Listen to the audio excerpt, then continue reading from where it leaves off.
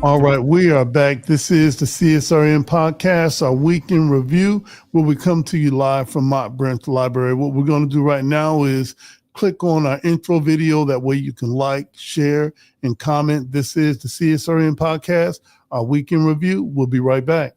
I must confess that that dream that I had that day has at many points turned into a nightmare.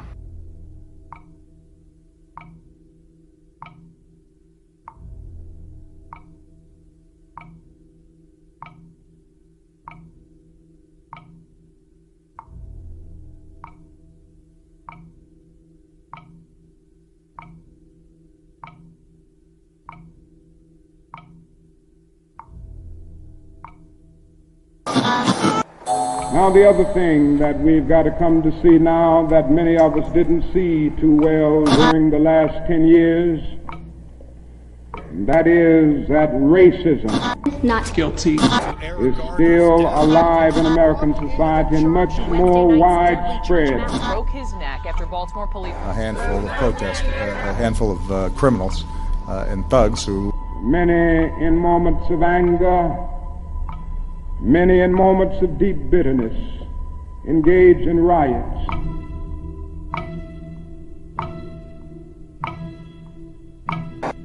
And as long as America postpones justice, we stand in the position of having these recurrences of violence and riots over and over again. Social justice and progress are the absolute guarantors of riot prevention. Mr. Gray's death was a homicide. The Negro was freed from the bondage of physical slavery. The athletes marched onto a stage. But at the same time, the nation refused to give him land to make that freedom meaningful. Freedom without land to cultivate. Freedom and famine at the same time. And create jobs for our people. The Negro is to be free. He must move down into the inner resources of his own soul and sign with a pen and ink of self-assertive manhood his own emancipation proclamation.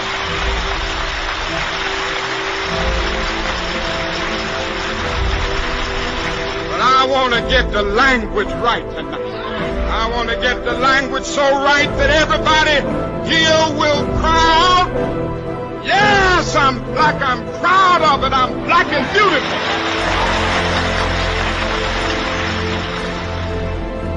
Individually, we are poor when you compare us with white society in America. We are poor. Collectively, we are richer than all the nations in the world with the exception of 9. That's power right there if we know how to prove it. We begin the process of building a greater economic base. And at the same time, we are putting pressure where it really hurts. We don't have to argue with anybody. We just need to go around to these stores and to these massive industries in our country.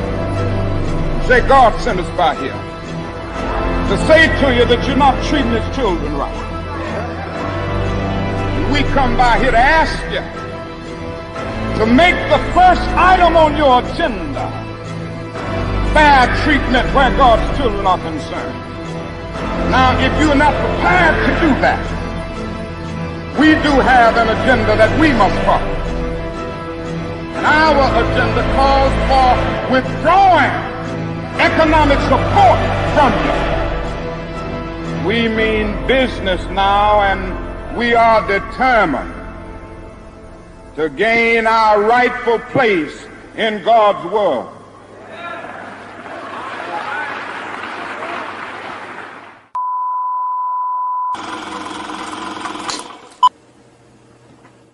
We are back. This is the CSRN podcast, our weekend review, where we come to you live from Mott Branch Library. I thought I felt a little breeze. I don't have my regular black hat on, but hey, let's go ahead and get into some. Hey, I don't have a hairline. I used to have one in the 80s, but now it's gone. I think they can make a song about that. World will never know with me. That's right. And that is true. That is true until it's not. Hey, let's get into some intros, and we're going to have our victory lap today to talk about 10 years of CSRN and what makes activism important to us as citizens, fathers, grandfathers, and the whole thing. I'm Brother Washington Muhammad. I'm one of the co-founders of CSRN along with Mike Leonardi and Jabril Bey. It was both of those brothers that came up with the term community solidarity. And then they asked me to come on board and help organize a couple of events. And here we are today. I've got on my black glasses from Optical and Twix in between. I've got on a shirt that says "Your Vote Matters." Just some swag from the ACLU of Ohio, and which we'll probably link back up soon, Jody, and start some things because it's into that silly season is about to, from some talk shows that already started. All right, true that. Well, I'm gonna keep on doing what I do right now. Hey, I've got my beads on, and as always, I'm dedicated to respecting, protecting, and defending all Black bodies, no matter the cost, no matter the gains or loss. This is the home of Black Lives Matter and Justice or Else, and we're doing this for the protest culture and the activist community, where we've created our own platform so that we can speak truth to power and also elevate some of those in the community that would not normally be acknowledged. So we look forward to a dynamite show next week. We've got just some great guests coming up. Jody, I think that I've introduced myself and what I'm wearing without my hat. If you can go ahead, and then we'll get into our mission statement and our guiding principles, and then hey, we'll get on with our show.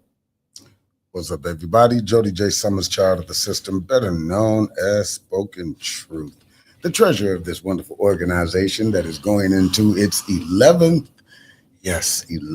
year. A decade is almost past us. Yep. It's a lot of things that, do not happen in a decade. I've seen so many organizations come and go and rebuild themselves with different members from other boards, and even the city around us has changed so much in what, a decade. Although we may not be changing mayor, you never know. Make sure you go vote. That is coming up very, very soon. We are planning some type of form. We are still, doing all the bits and bobbles and trying to find a location and making sure we're not giving you the best quality of a form that we can, because if it's not done right, if it's we're not doing it, man. Yep. So we are not one of those people or one of those organizations that will be like, hey, we're doing something 2 days before and then get mad when nobody shows up. So we thank you for following us each and every week. Actually, while I was at Artomatic, I found a few fans of the show and stuff. So shout out to y'all that watch or rewatch us weeks later. And, you are more than welcome to leave comments on the YouTube, on the Facebook. I don't know how it works on Spotify, but on the YouTube and the Facebook, you can leave comments, and we try and respond as best as possible. Again, we're not doing this for ourselves or just to get some type of trendy topic. We do it so our show has some integrity about it. That's right. meet people from the community. We're not looking for trending topics. We're not looking for the most derogatory rapper, or the hottest in the city, or whatever's happening that is just so tragic you can't look away from.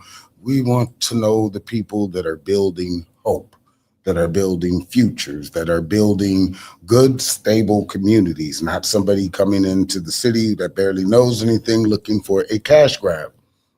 So as we do not endorse anybody, there will be signs. So hopefully next week you'll get to see one of the people that we believe is a trustworthy person in the community before we head into our forums. But how do you get to this? How do you continue to evolve and not just get drowned in you're only one person or only one organization or only local, so you can't have an impact nationally? You come up with a mission statement and the guiding principles to help guide this free-flowing activist space where it's unbossed, but we still have to have something so that we don't implode. Right. It's a beautiful thing when you don't have somebody shouting orders who would never do what they want you to do. And that's kind of how we built our organization, that it's many heads, not just if me and Brother Washington happen to have to go one day, there would still be something to hold what we've built over the past decade up. I couldn't see nobody shouting at us. I couldn't see that. Only when we pop out of their closet. Yeah. Nah. All right. Okay. Yeah. I guess. Anyway. All right. So here's our mission statement and the reason why we are able to laugh through all the trauma and the pain and everything in the world. Blessings to India and stuff that's going on. But anyway, we are the Community Solidarity Response Network of Toledo, formed on November 25th, 2014, the day after it was announced that the killer, a Ferguson, Missouri police officer of Michael Brown, would not be indicted. We bring awareness to the injustices experienced by Black men, women, and children who are disproportionately murdered, attacked, provoked, and harassed by law enforcement. Police brutality has to end. We bring awareness to the fact that most often, police brutality goes without consequence and accountability. Police impunity has to end. We utilize the tactics of civil disobedience, event disruption, and citizen advocacy to give voice to those who are otherwise voiceless. We facilitate progressive, community-based events that help foster self-development, and we discuss measures to hold local leadership accountable to their sworn duties, be they clergy, politician, law enforcement, educators, etc., etc. We want justice, equal justice under the law. We want justice applied equally, equally to all, regardless of class, creed, or color. For all lives to matter. Black lives, yes, Black lives must matter. Injustice anywhere is a threat to justice everywhere. Reverend Dr. Martin Luther King, Jr. And in a double down on that, we came up with our mission statement that was in 2014 in order to solidify who we are. And then we adopted the guiding principles in 2015. And what that was, it was to help keep everything on the rails. So these are the CSRN guiding principles.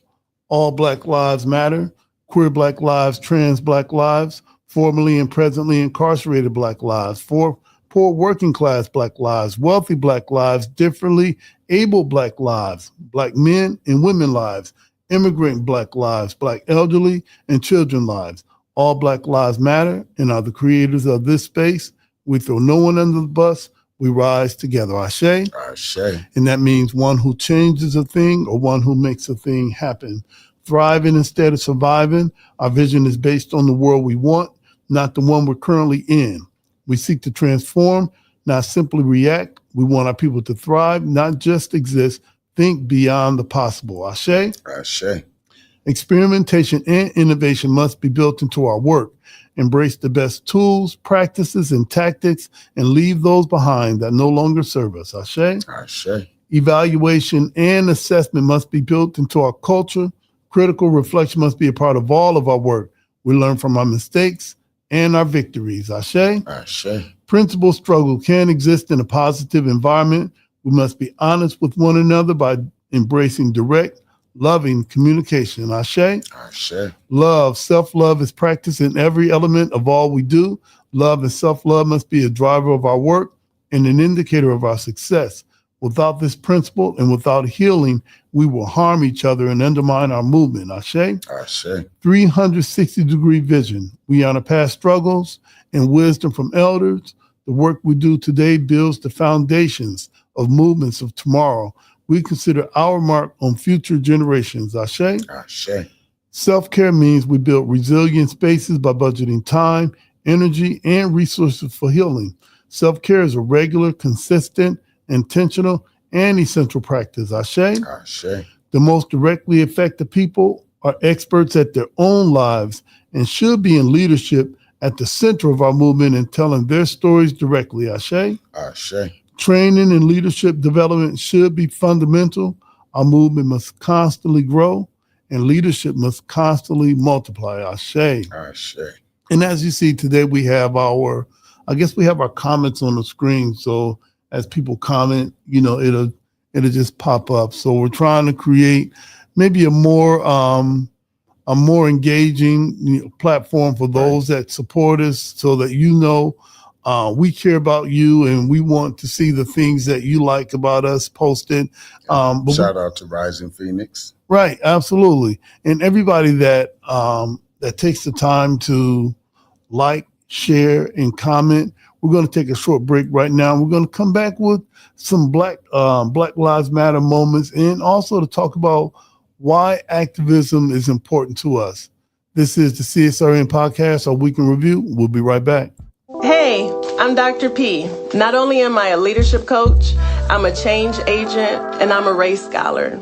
I've used my study of race to dismantle systems and organizations, but I also use that to help you as the individual become a better leader for your families and for your community.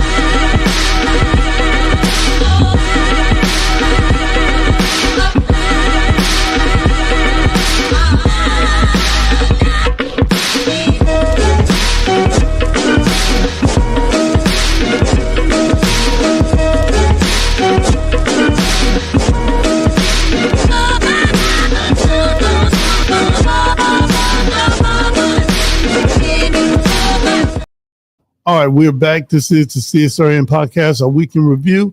If you follow us, you know that every week we have someone to come in, and we do this thing where we ask them who they are, what they're wearing, and what we're talking about. And what we wanted to do today, we wanted to highlight some of the things that have made us who we are, and then we'll take a short break. Hey, it's Hispanic Heritage Month, so we're going to showcase Voces Latinas. That's a dynamite organization led up by my brother Tony Rios and his staff that's been representing Latino culture in Toledo for over a decade. So one of the things I wanted to ask Jody, because I'm big on activism and I've seen a lot of stuff, and I've always wanted to know why is activism important to you, and man, how do you go about it as an artist, chef, a writer, an author, an illustrator? How do you put all that to, together that represents your activism? How would you answer that? At this point, because I can say in the beginning I was very wary about being out with everybody or talking in large groups or anything like that, because I just came off of like a decade of disappearing. Being just a grifter and day labor and finding my way through stuff. For now, it's the way that I breathe. I'm not a very hanging on the wall type of person. It's either I'm going to do something all the way or not. And I find through activism, I'm freer with my art, with my books, with my performances, with the people that I meet on a day basis, who I don't have to put on any type of mask for or code switch for, because they kind of already know what they're getting into. If you don't hear me coming from about 50 feet away with my that is true. Staff or anything like that, by the time you have a conversation with me for a few minutes, you can already tell I don't care much about social media or trending topics or news or anything outside of my community or inside of my community that's not trying to grow. Or trying to, the whole thing about activism is kind of like what was that? Black Watch, see something, say something. I see a lot of stuff every day, and I just am not somebody to bite my tongue. But through activism, I'm not somebody to jump the gun either. See what I did there? Oh, I said, okay, that's bars. Okay, I wasn't expecting that, but okay.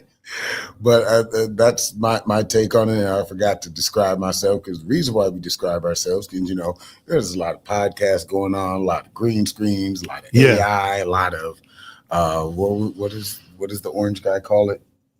Fake news. Yeah, going on. So I'm a big brown bear, man. Of a man that's covered in tattoos, and crystals, stones, bones, artifacts. Currently today, I am wearing a Momentum shirt and sharing the end of that and the beginning of our Automatic 419. Hopefully it'll be a yearly thing. I wish it was quarterly, maybe twice a year, but that just ended last weekend. The hat is my own brand hat. The clothing that I wear, it's unless you get close on me or you see me in some photos, it's actually buttons from stuff that I do. It reminds you to vote. R.I.P. Opal. That's one of the persons that we used to have going for mayor every year. Yeah, Opal Covey. Yep. Concert that I did. I got 211 on me. I got Urban Holistics, if you don't know Sonia Organics, and then an artist friend of mine that does art and stuff. So it's a little bit of bits and pieces of everywhere that make the city whole. All right. So along with the activism, the switch to, during COVID, a lot of us decided that we weren't going to be meeting as a huge group. And we would just, we would do these Zooms that would be Zoom bombed, every week. And we had to find another form of reporting out to let you know what's going on, whether it be with police violence, education, the faith. What do I call it? I'll call it the faith business. All right, that's Holy Rollers. Yeah, I'll call it the faith business, man. All right, those are my people, but it's a business, and anything else that's going on in the community. One of the things that I wanted to know or ask you, the transition from the huge meetings to just a few of us in this makeshift studio where we are right now. How was that transition and change for you? A little bit difficult because, again, in larger meetings, you're not the only voice. Yeah. And that over the past 5 years, I can't believe it's been 5 years already. Yeah, doing this. You get more comfortable with the whole no dead space, talking to people, having to be the one to talk. Because in a large group setting, you can say a couple words. That's my opinion. Right. And that's it. Then everybody else in the group will do something. But this, we got to kind of stay focused. We have our guest that, we have to make feel comfortable and welcoming. And regardless of whatever our background says or whatever our street life is, we would love for them to come back.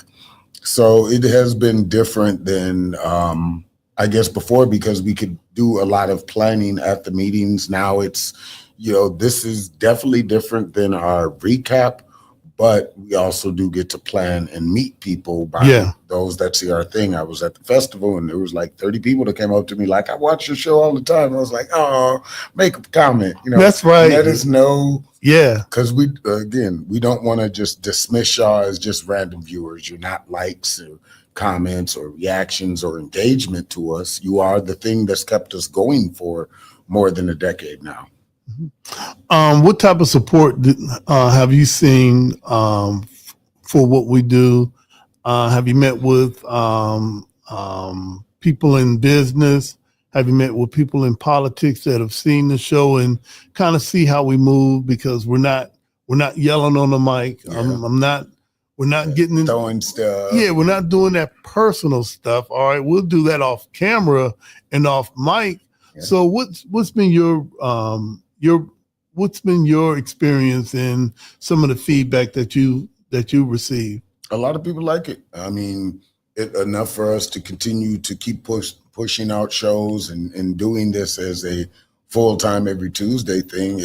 There are very, very few shows like today where we don't have 3 or 4 guests. So, I mean, that says a lot of itself in the area where most people, again, guests are not knowledgeable about their community, but their craft, artists, rappers, trendy topic shows, or what restaurants going on and stuff like that. So the fact that we've been able to consistently get guests from different areas is also, we're not interviewing the same person 4 times in a month. But we do have built up the ability to have consistent hosts or consistent guests like Haley, who comes in when she needs to, and life is allowing her to, because the day we have picked is a very busy day for political stuff. Matter of fact, I want to say Rob might be doing something tonight. Rob Hasker? Yeah, because in politics, is most of you know by now, I'm one of the ward chairs. I don't know. Weirdly enough, that's when everything happens. When somebody wants to do a fundraiser or forum or stuff like that. Election day is a Tuesday. Go figure. Wow. It does make it difficult to get to everybody, but again, those that are willing to rearrange their schedule and come in, I thank you so much. Yeah, you were mentioning Rob Hasker, and let's see, I think that they're having tonight. Yep. Tonight, September. Hey, I'm doing this update, so all right. but we can do that. Hey, okay, all right. So Rob Hasker for City Council, he's having a Pathways to Prosperity fundraiser. This is going to be at the Oliver House tonight from 6 to 8. Hey, if you're watching this, put your earbuds on and go check out Rob Hasker at the Oliver House. Tickets start at $25. If you tell him you know me, he may charge you $250. So go check it out. And I wanted to, if we could just talk about our involvement in politics, because at most times the activists that some people may not like aren't necessarily involved in politics. So how do you balance that thing, being vocal about if it's city government, if it's about education, the faith business, the police? How do you balance being vocal like that and also being a political figure without losing anything? I think because I'm a crazy artist, or I walked in the woods for too long and forgot how society is supposed to work. Okay, all right. Yeah, that is a question, because I approach everything with a artist mind. Like, there's always something to gain and grow from it, even if I start off making mistakes. When I first started canvassing and going to monthly meetings, which are always open to the public. I do executive committee and central committee and like 3 other boards around the city, and they always leave them open. But, not everybody comes through those doors. So going into those rooms looking how I look was off-putting the first few times, and then they saw like, oh, he's not going away. Does he got a job? I was like, nah, not at the moment. I'm an artist. So I'm just going to keep showing up. Hey, all right. Until you do it like on the island somewhere, speaking of islands. Anyway, but that kind of makes it easier because I'm the eclectic weird guy that you have to warn people about, or the eclectic weird guy that you have to warn people about in a good way. I've learned that over the past few years that even if I feel out of place and stuff, I don't know, like a switch that comes on that stops me from, going into a dead space or not listening to this person who's telling you this story they've never told nobody before because for some reason you feel comfortable or safe. That part has helped, but it is weird because now some people know I'm coming as my name has preceded me. So I get the, don't invite him or have it out this far place or stuff like that. So it's not a perfect handshake or handoff from one profession to another because I always have to remember there are limits too. I can't go into a zoning meeting talking about this thing that I just painted and y'all need to buy it. Right. A couple of times in the beginning. With books and stuff like that. That's why we don't invite you back. All right. Like he's going to bring something for us to buy. We wanted money from him. Man. That's right. But in that too, it's also taught me boundaries with people, which makes it better than just going in full force with somebody. You let people feel themselves out. Right. And lastly, we're going to take a short break and we want to come back with the community updates and subdates. I've got a couple of articles from this week's edition of the Final Call newspaper that we're leaving a few at the Mott Branch Library. And hey, then we'll get into some 5 minutes of heat. All right. Self-care, that's in our guiding principle that we take time to, take a step back. Do you have a self-care regimen? If so, if you can say it on the air without getting this booted out of the library, what do you do? There's a lot to do. Okay.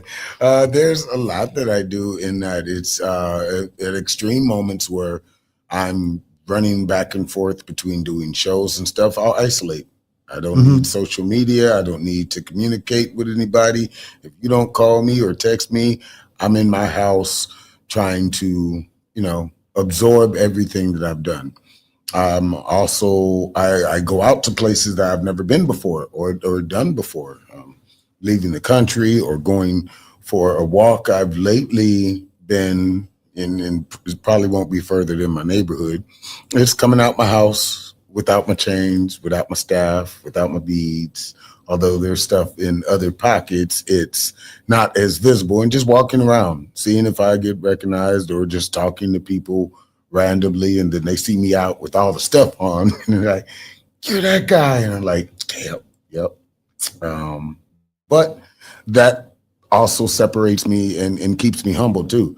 Because after this weekend and then going to Cincinnati and I don't see myself doing all the awards and the magazines and the books and artwork because I see how hard I work for it to look good to someone that doesn't know me. So it takes some of that shine, some of that glamour away from it. And in those moments, I draw as much of that in. There isn't a festival every weekend. I don't sell books and all my merchandise every day. Sometimes there's months in between sales. Sometimes it's just me posting to keep somebody else's vision alive, because I met a ridiculous amount of artists and creatives who, the best ones don't think we are as good we are. That doesn't make sense. So I think it does. There's a certain humility that I find in great artists, in the ones that don't feel that way. Don't last long. Don't last long. All right. They don't last long. Hey, big shout out to Donetta Carter. She's somebody that's been on the show. Ash Turner. She's one of us, those creatives that always find a way to present new things and stay relevant and active in the community. So shout out to both of them. All right. Hey, listen, it is Hispanic Heritage Month. And we're taking this time to really recognize our brothers and sisters in the community. And I'm highlighting my brother Tony Rios. So what we're going to do, we're going to play a short clip of Voices Latinos. That's his business. This is the CSRN podcast, our week in review. We'll be right back.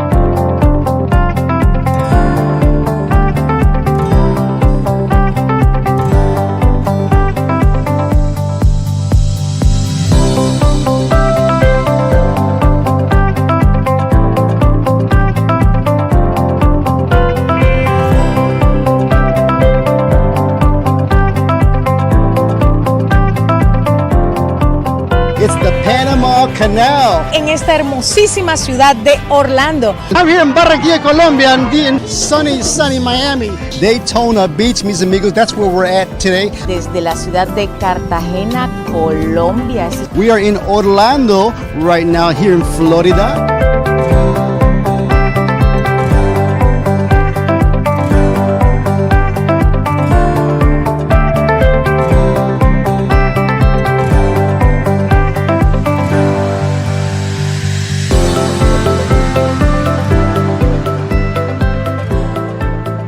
I'm Helene Sheets, Director of Marketing and Communications at beautiful Lourdes University, and we've been a proud sponsor and supporter of Voces Latinas TV for over a decade.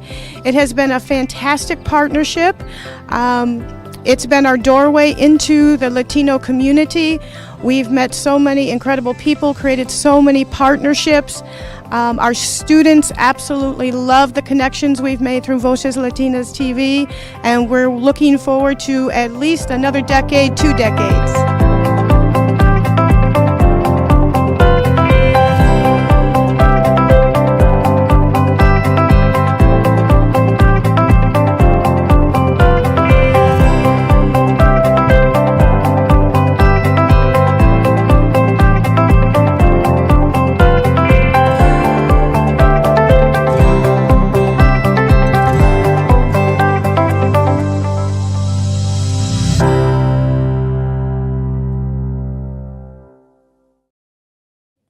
All right, we are back. This is the CSRN podcast, our week in review. And once again, a big shout out to all of our brothers and sisters that are celebrating Hispanic Heritage Month. And I shouted out my brother Tony Rios. I want to give a big shout out to Linda Alvarado. Yep. All right. She's been in the trenches for a minute. That means a long time if you don't know. If you don't know what that is. And also Sabina and Melinda Sanchez of House of Chaos. Yep. Big shout out to all of Got Talent. Right. To shout out to all of our brothers and sisters that's making it happen. What I wanted to do right now, Jody, is highlight a couple of articles in this week's Final Call newspaper. I'm going to bring up this week's cover. It says the revelation on the wheel. Last week we had the Final Call newspaper that was celebrating the near 40 years since the Honorable Minister Louis Farrakhan had his More Than a Vision experience. And last week, we had a live webcast dealing with what they call unidentified anomalous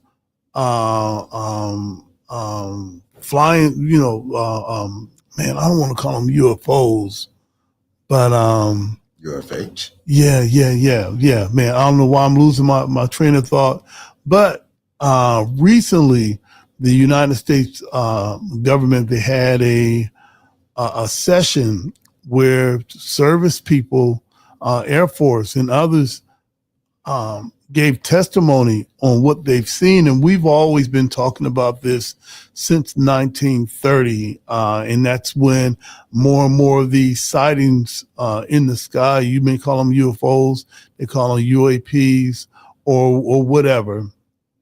And we had a really great discussion on that. So if you want to know more about that, log on to NOI.org, go to where you see webcast, and you should be able to rewatch this. I think that this is something that a lot of us have been talking about. A lot of us have been mistakenly mocked the same way people were mocking us when we were saying not to take the you know what in 2020. Now it's coming back. Hey, Jody must have known something. Brother Washington must have known something.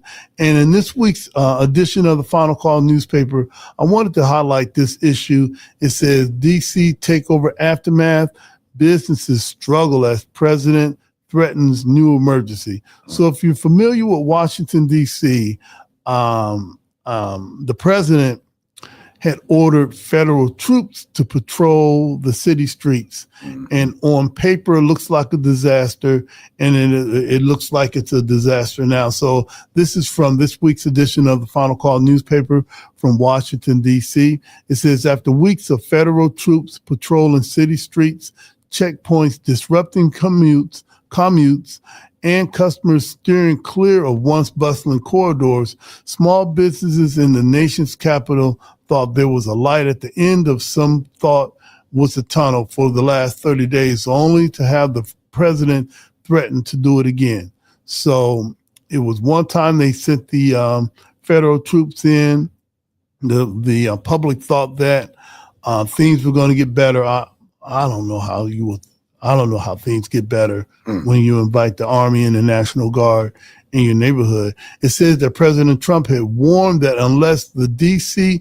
Metropolitan Police Department resumes cooperation with ICE, that's Immigration and Customs Enforcement, he will declare another national emergency and federalize the city's police force.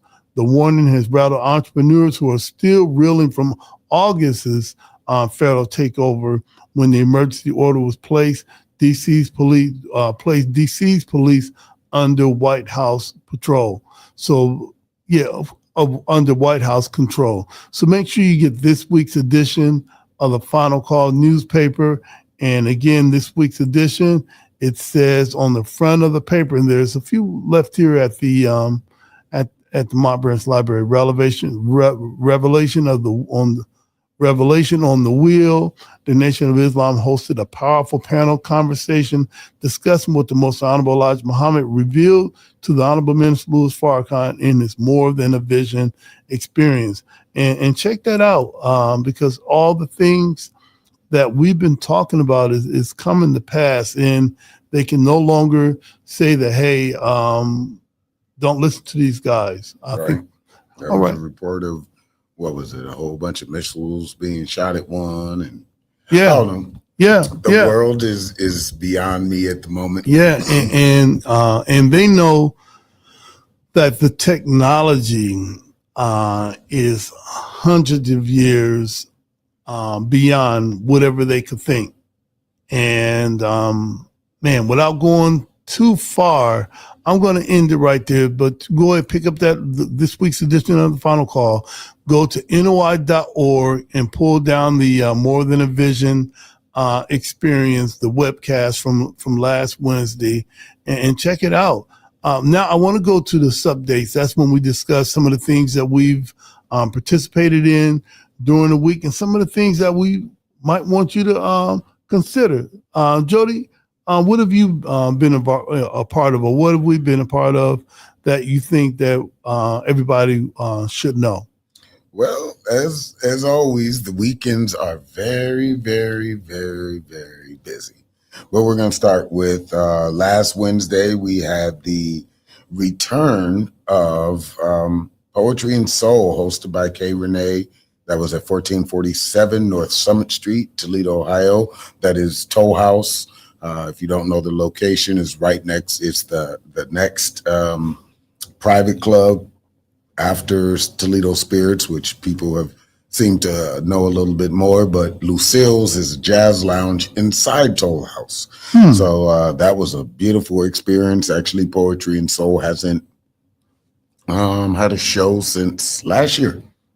So this was a comeback. We're going to be doing that every third Wednesday. And if you know, kind of the open mic before that one was, well, that's still going to go on every second Wednesday is the Respect the Mic, which was poetry on the patio. And then we moved around a couple times. And I believe we're going to be doing some other locations than the Code. But for right now, Poetry and Soul is going to be at Toll House. And if you are able to make it next month, third Wednesday of the month, there's a super special announcement thing happening. You might see it on K Renee's page before, but it was a beautiful night to see a whole bunch of people who I hadn't actually seen in a minute, because open mics are difficult. And then, you know, once people don't have a spot to go to, they figure out something else or up their hours. And it was nice seeing everybody out and about there.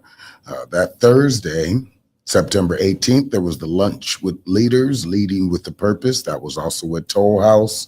So for whoever was able to make it, that is the African American Leadership Board, United Way of Greater Toledo. And of course, Toll House was the host for that event. I've been to maybe one or two of those. My schedule kind of always throws me off with everything. On Thursday, there was the Presence Queer Reading Series and Open Mic at the Pride Center 419. This was Thursday, September 18th. Friday, which was the biggest day for art in the city, as I want to say, Artomatic 419 made its 10-year return. That's dope. Yep, put on by the Arts Commission. This was at the Farmers Market.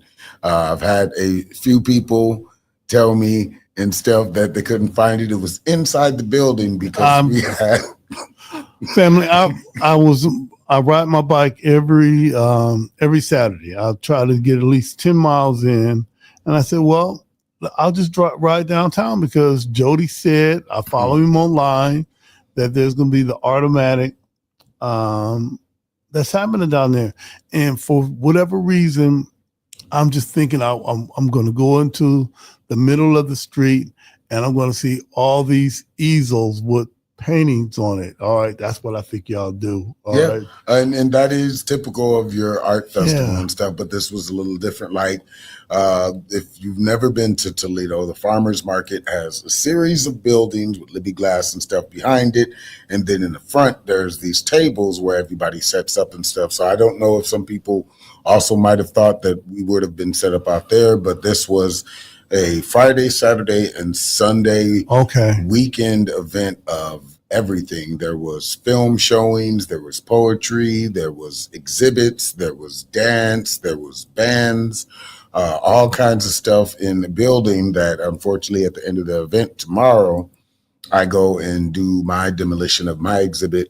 But the building, I don't know how demolition-y or renovation-y it is, but whatever that space is now is not going to be there.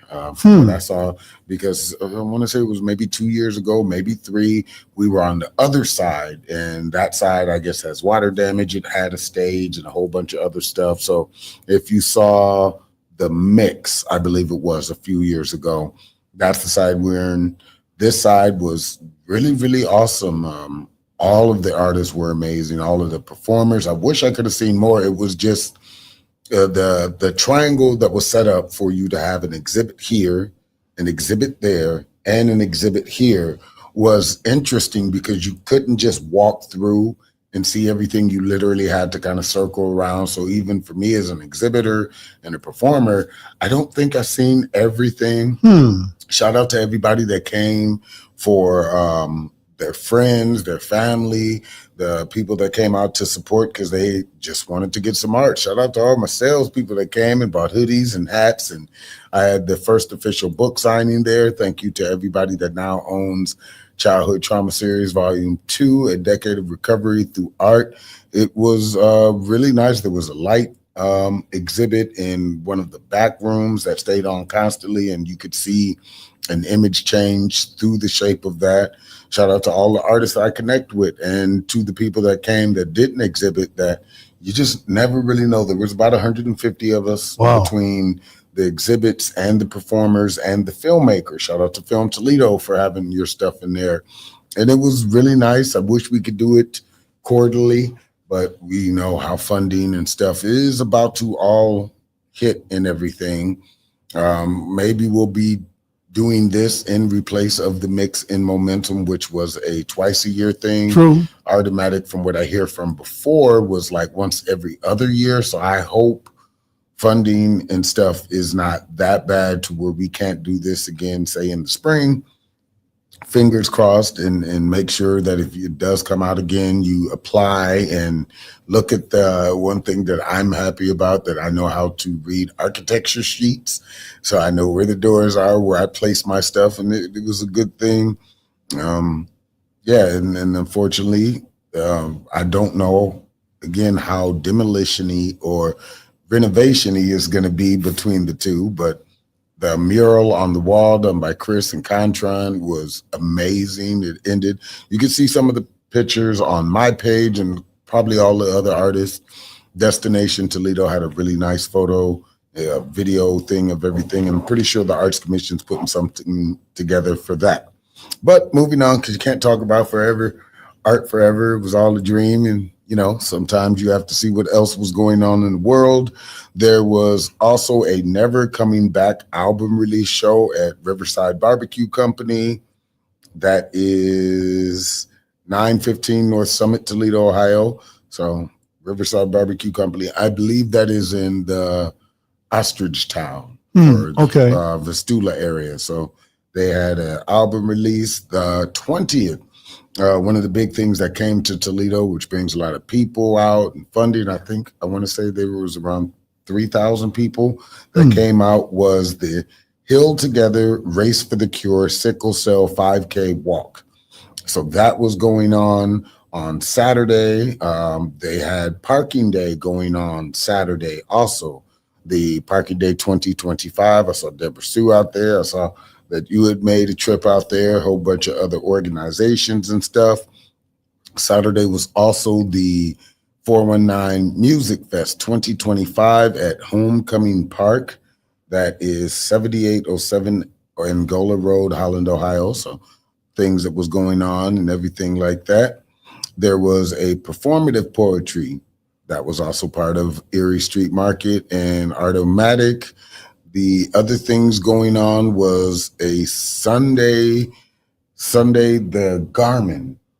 Yeah, the Garmin. I guess that was a marathon, 25K. Yep. 5K. A lot of people, I believe it was a 5K.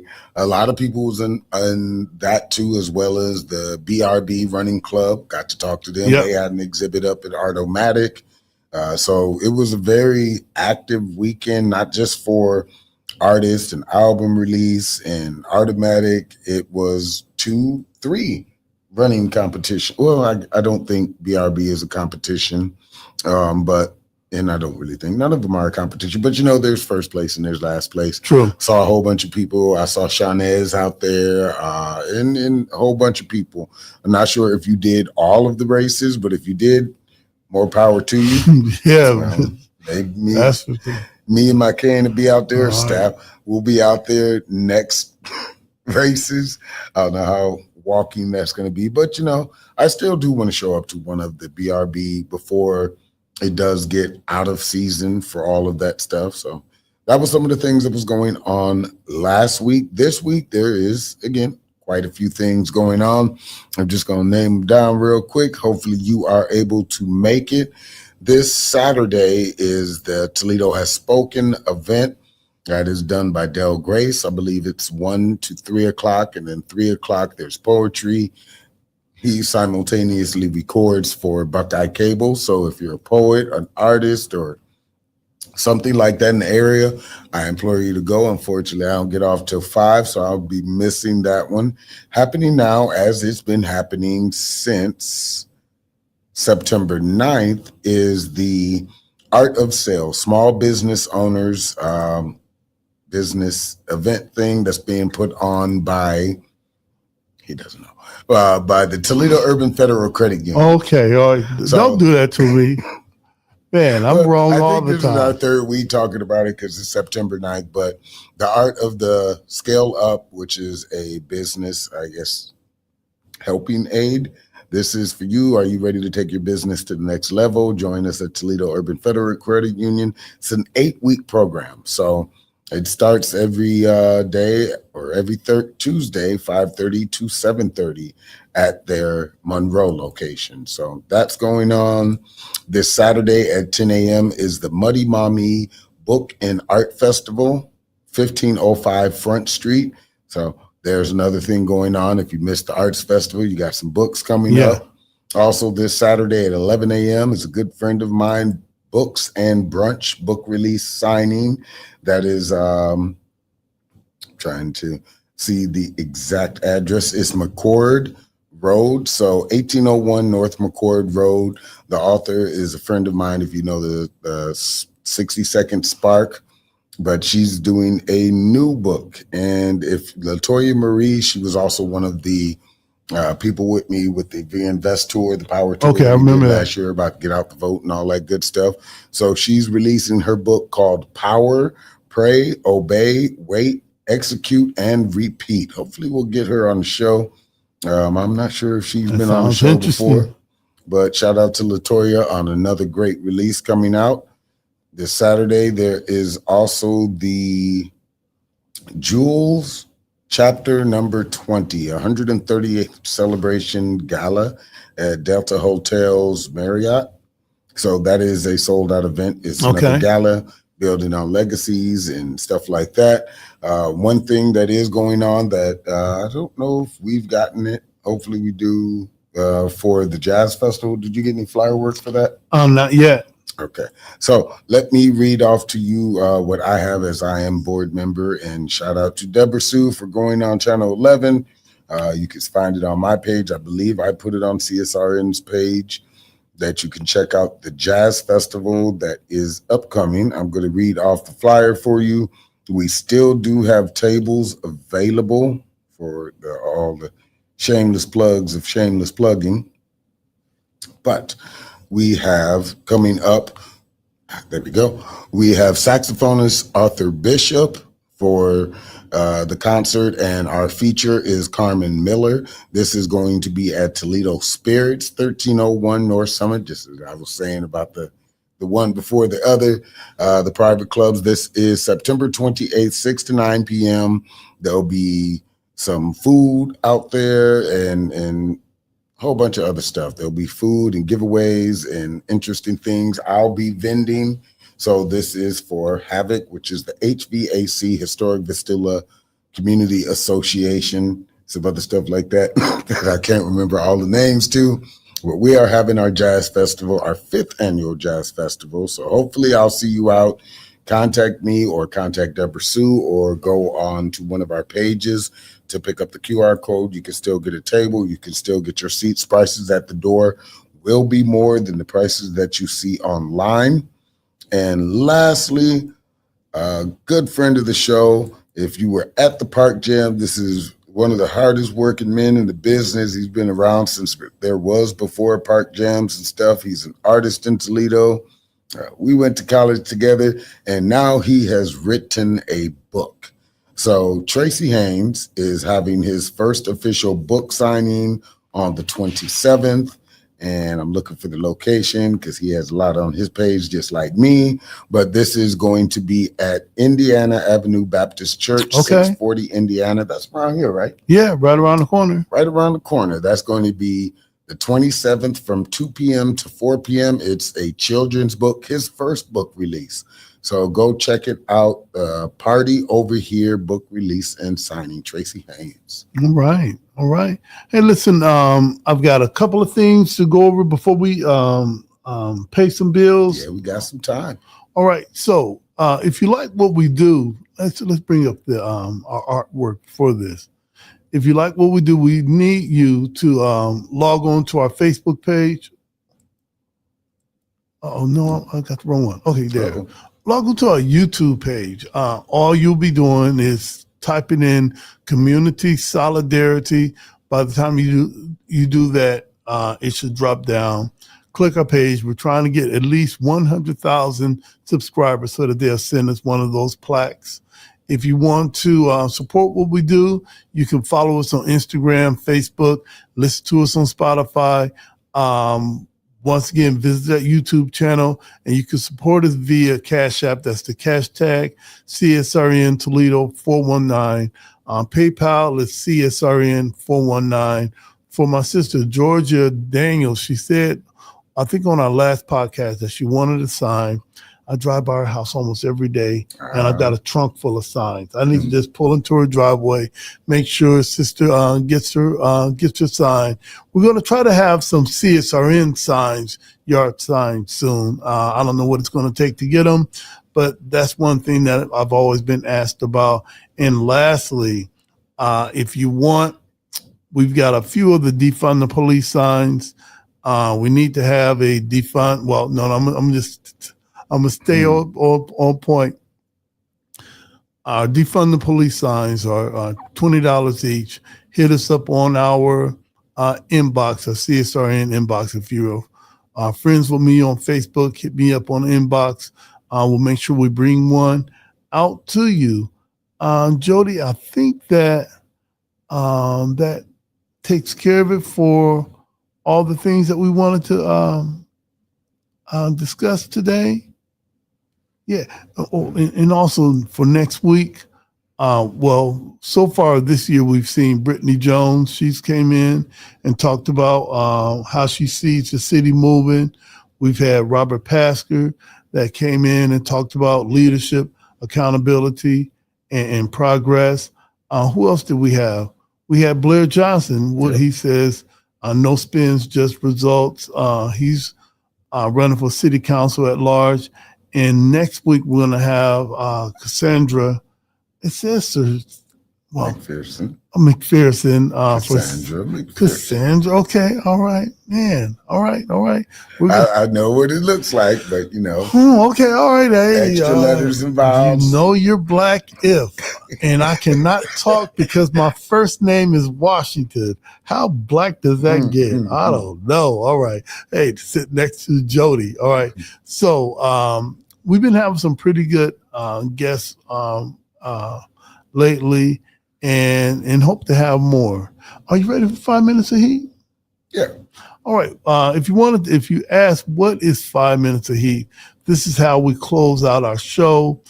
We don't use a gavel or anything like that. We use creative expression, and we've done this since 2014 when we were in our physical meetings with poetry. If Julian had a manifesto that he wanted to read, it's only 20,000 words, Brother Washington. All right, I guess we got 3 hours. So of all those things that have been vital to CSRN's vibe, because I think we have a vibe like none other in what we do. Yeah.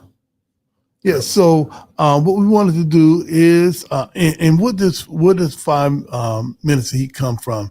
It comes from the song 5 Minutes of Funk by Houdini. And this was maybe late 80s, early 90s that song came out. So we kind of remixed it, repurposed it, and called what we do 5 minutes of heat. And Jody has been a soldier, bringing the creative expression, which makes us different from any, I don't want to say any grassroots organization. I don't know anyone that closes their meetings out with creative expression. And if there are those, salute to them too. All right. Jody, what do you have for us today? Well, it was the opener for Artomatic. It's been the opener for our award ceremony for the African American Festival. It made the Blade just a couple of months ago for one of the picks of authors and poets in the city. It's in my book. It's the latest book, Childhood Trauma Series. It's in an issue of Rapper's Delight and a few other places. It is my love for Toledo, a piece that I wrote back in Phone's trying to die on me.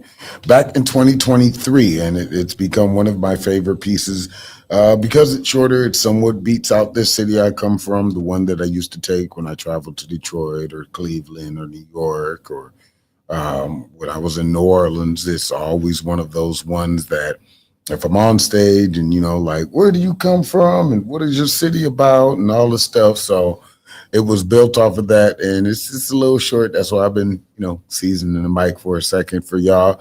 And for those of you that's never heard me, because in a couple weeks I will be representing Toledo and Cincinnati as one of the 39 counties that got picked to be at the American River Roots Festival, a 4-day event from the 8th until the 12th. I'll be there from the 9th until the 11th because work, and I got some other things that I'm booked for, but I'm going to try and WKRP, enjoy my Cincinnati moment as best as I can. If you don't remember that, you might be too young. So I am an open book, yes, an open book to those that decide to read. 1,000 words, yes, 1,000 words to those who've only caught a glimpse of me.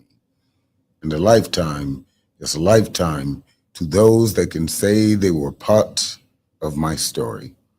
If you are anywhere under the sound of my voice, you are now family. Because on this stage, yes, on this stage is where I share the most vulnerable parts of myself. And I hope, yes, I hope that you hear me. So let's begin. Peace. Glass City strong. I love my city. Nothing, no one, or anything will change that.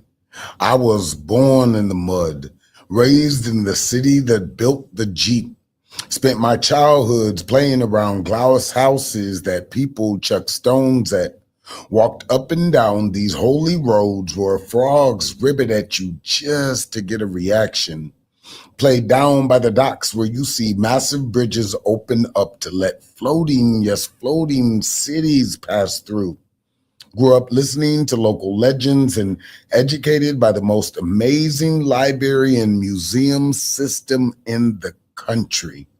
So when I open up stages to vibrate people's minds and peer into those special parts of their hearts, I always, yes, always let them know where I come from. Toledo, Ohio, 419. Mud made Glass City strong. Every time I raise the fist connected to my heart, I am thinking, yes, thinking of all of you. In peace. And as always, we snap our fingers.